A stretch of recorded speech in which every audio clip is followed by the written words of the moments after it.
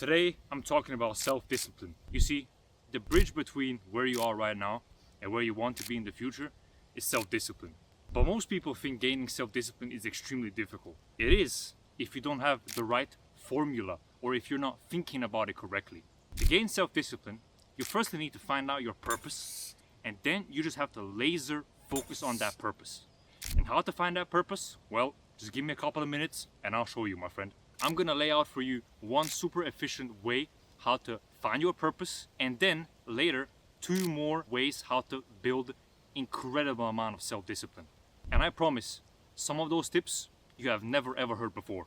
I advise you to stick around through all of these 3 tips, because who knows, the last one might be exactly what you needed to hear. Now, how to find out your purpose in life. Tip number 1, fill out your ikigai.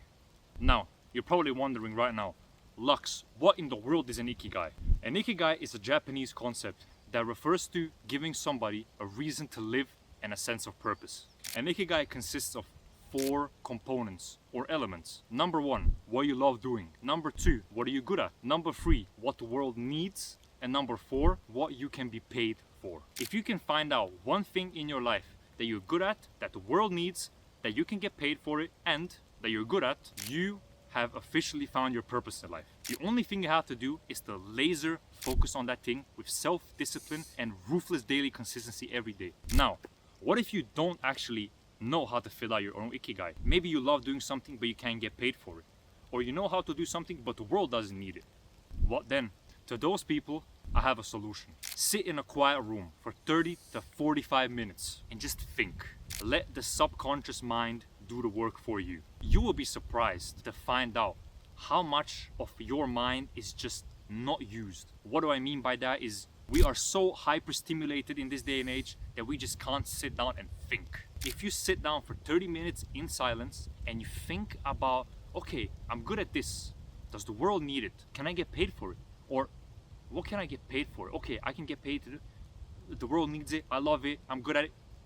You will find something. I guarantee you that. You will eventually find something. And if not, I can't really help you right now, but you just have to live more of your life, gain experiences, learn some new skills, find something that you enjoy. Everybody has something that they enjoy a little bit, right? So you can start there. Find something that you enjoy. Okay, does the world need it? Okay, can I get paid for it?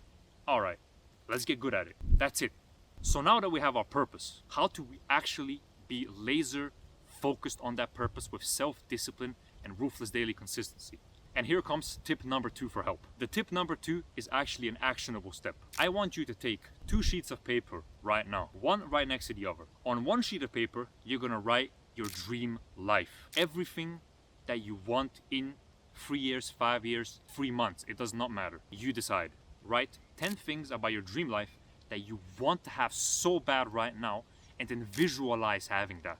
But on the second paper, you're gonna, guess what? Do the complete opposite. You're gonna find 10 things about your, I like to call it, nightmare life. The exact thing that you do not want to have or feel. So for example, in your dream life, you're gonna write, I want financial freedom, a peaceful mind, a beautiful girlfriend, good relationship with my family, be fulfilled, be proud of myself.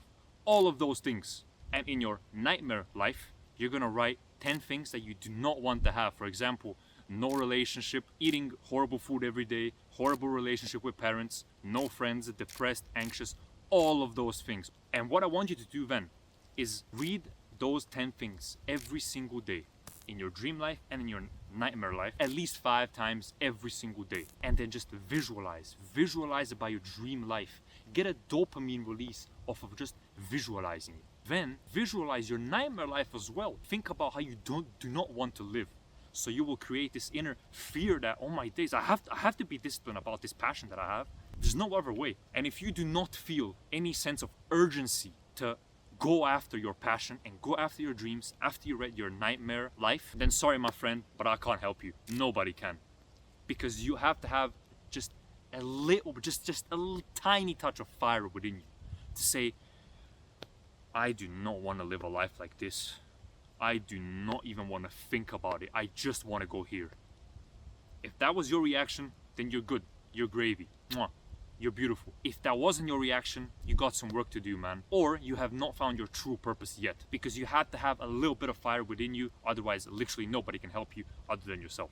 Now, if that still somehow did not help you, Here's the third tip. And this tip is not really a tip, but it's a realization.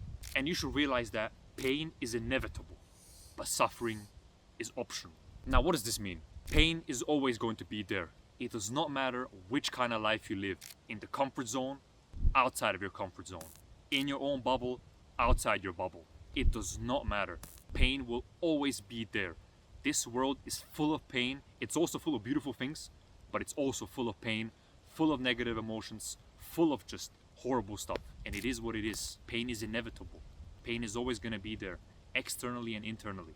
And you have to accept that. But why is suffering optional? What does this even mean? Suffering can also mean regret. Regret is optional. Pain is inevitable. Pain is always going to be there. But regret does not have to be there. Suffering does not have to be there. Why? Because it's always you versus you. If you are 75, 80, 85 years old, laying in a hospital bed, and you're reflecting on life, thinking, damn, I could have done this. I could have approached this girl. I could have became this successful writer, author, video creator, that doesn't matter, whatever, pilot, whatever, but I didn't do it. Unless you are in some extreme situation, it is entirely your fault and you are the only person to blame. And here comes one of my favorite quotes. Change is painful, growth is painful, but ain't nothing more painful than staying where you are for the rest of your life.